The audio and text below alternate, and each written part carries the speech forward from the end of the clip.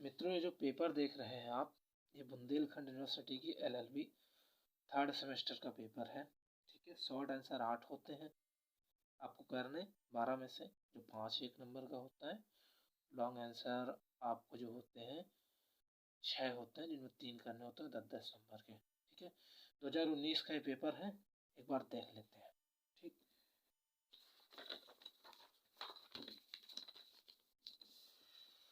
देखिए पहला पेपर है कि कंपनी क्या है। ठीक, कंपनी क्या है, भागीदारी से इसका अंतर बताइए। देखिए कंपनी क्या होती है ना, कंपनी अधिनियम के अंतर्गत पंजीकृत होती है। ठीक है, और भागीदारी क्या होती है, वो पंजीकृत नहीं होती है। कंपनी में क्या होता है, कुछ लोग मिल करके पूंजी लगाते हैं इस उद्देश्य से कि वो व्यापार करेंगे और व्यापार में से उनको जो प्रॉफिट होगा उसको बांट लेंगे। ठीक है जी। दूसरा क्वेश्चन है अधिकारिता के सिद्धांत को बताइए। देखिए कोई भी कंपनी है, अधिकारिता का सिद्धांत ये होता है कि कोई भी कंपनी है वो अपने जो भी उनका संगम ज्ञापन होता है, ठीक है, जो उसमें उन्होंने अधिकार बताए होते हैं, क्षेत्र बताए होते हैं, उन्हीं के अंतर्गत उसे कार्य करना है। अगर उससे एक्स्ट्रा जाके करते हैं तो फिर उसका बेनिफिट नहीं है, वो मान्य नहीं होंगे कार्यक्रम, है ना। ठीक है, तीसरा क्वेश्चन है कंपनी के ज्ञापन पत्र से आप क्या समझते हैं। संगम ज्ञापन, ज्ञापन पत्र।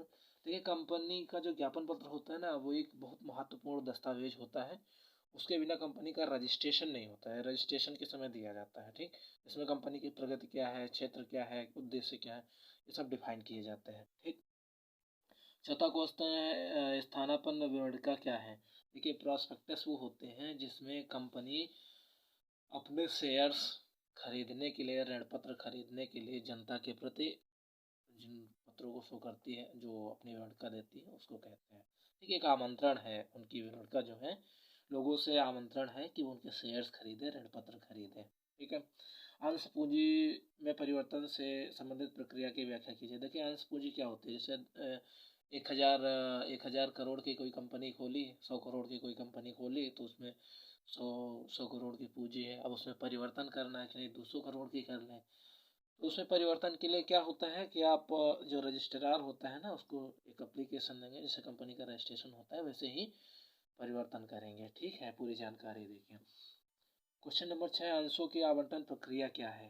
देखिए अंशों का आवंटन जो है, वो पहले तो क्या होता है कि उसके लिए प्रॉस्पेक्टस दिया जाता है, विवरणिका दी जाती है, फिर लोग उसमें इंटरेस्ट लेते हैं तो वो आवेदन करते हैं, फिर सारे आवेदन कलेक्ट कर लिए जाते हैं, फिर उन पे अपना एक कमेटी बिठाई जाती है, वो जांच करती है बैठ के। ठीक, वो जांच करती है बैठ के कि हाँ भैया, पूरी प्रक्रिया जांचने के बाद जो होते हैं पत्र की, हाँ इनको दिया जा सकता है। ठीक है, तो उनको आवंटित कर दिया जाता है, रिटर्न में उनको पत्र दे दिया जाता है, आवंटन पत्र दे दिए जाते हैं। ये प्रक्रिया है नॉर्मल सी, है ना। ठीक है, अभी क्वेश्चन है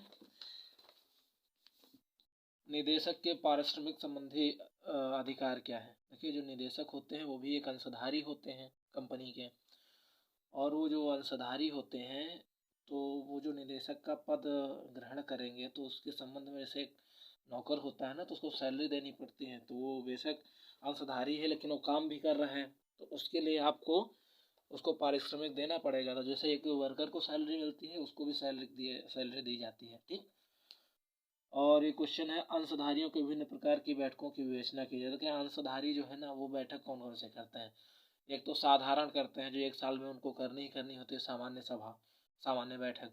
और एक विशेष कोई बात हो जाती है, कोई विवाद है, कुछ भी है, तो उसके लिए वो करते हैं। ठीक, और क्वेश्चन है स्वैच्छिक परिसमापन क्या है। देखिए कंपनियों का परिसमापन दो तरीके का होता है, एक स्वैच्छिक परिसमापन होता है, एक अनिवार्य परिसमापन होता है। स्वैच्छिक कब होता है, जब कंपनी का उद्देश्य पूरा हो गया हो, या लगातार कंपनी घाटे में चल रही हो, तो सारे सदस्य मिलकर अगर उसको करना चाहते हैं तो स्वैच्छिक परिसमापन है। ठीक, पंजीकृत ऋण पत्रधारी से आप क्या समझते हैं। देखिए जो ऋण पत्रधारी, जिनको कंपनी ने ऋण पत्र जारी किया है और उनका रजिस्टर्ड में एंट्री किया हुआ है, ठीक है, ऋण पत्रधारियों में, तो वो पंजीकृत ऋण पत्रधारी होते हैं। लॉन्ग आंसर देख लेते हैं।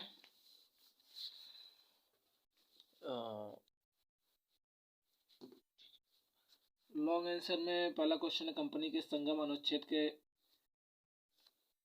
जो है ग्रहण को समझाइए। ठीक है, परिवर्तन की प्रक्रिया क्या है। देखिए, कंपनी का जो संगम अनुच्छेद होता है वो कंपनी के अंतर नियम होते हैं। ठीक है, इनका भी ज़्यादातर जो है रजिस्ट्रेशन कंपनी के रजिस्ट्रेशन के वक्त ही करा लिया जाता है। ठीक है, तो अभी क्या है कि अगर इनमें कोई परिवर्तन करना है तो कंपनी रजिस्ट्रार के ऑफिस में आपको पूरी जानकारी के साथ दोबारा से इनको देना पड़ता है।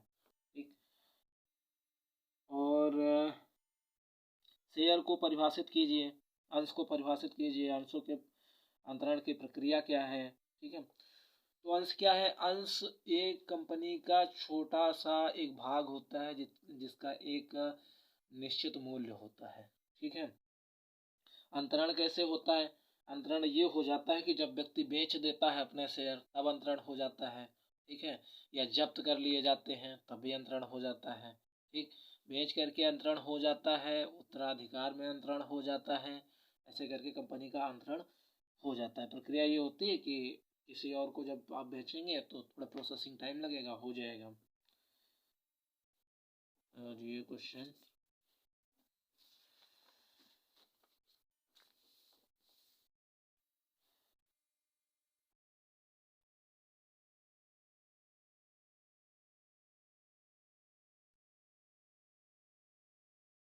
मेरा कंपनी के परिसमापन से आप क्या समझते हैं, बहुत इंपॉर्टेंट क्वेश्चन है। कंपनी के परिसमापन का मतलब ये है कि कंपनी का वाइंड अप हो रहा है, विघटन हो रहा है, यानी समाप्ति हो रही है। ठीक, उसी को जब कंपनी जो है उद्देश्य पूरा हो जाए, लगातार घाटे में चल रहा हो, आर्थिक प्रबंध चल रहा हो या राष्ट्र विरोधी गतिविधियों में कंपनी हो तो उसको परिसमापन कर दिया जाता है, उसको ख़त्म कर दिया जाता है, उसी को बोलते हैं। ठीक है, कौन आवेदन कर सकता है, तो देखिए उसके अंशधारी कर सकते हैं, ऋण पत्रधारी कर सकते हैं, कंपनी लाधिकरण कर सकता है, न्यायालय आदेश दे सकता है। ठीक है, अंश प्रमाण पत्र क्या होता है। अंश प्रमाण पत्र वही होता है जो लोग शेयर खरीदते हैं ना तो उसके बदले में उनको प्रूफ दिया जाता है, वही अंश प्रमाण पत्र होता है। कंपनी के निदेशक की शक्तियाँ, अधिकार कंपनी के निदेशक की शक्तियाँ जो हैं वो ये होती हैं कि वो बैठकें करा सकता है, वो मैनेजमेंट देखते हैं। ठीक है, ऋण पत्र वगैरह जारी करते हैं, अंशों के आवंटन में भाग लेते हैं, यही सारी उसकी शक्तियाँ हैं। ठीक, क्वेश्चन पेपर ये समाप्त हो गया। Thank you.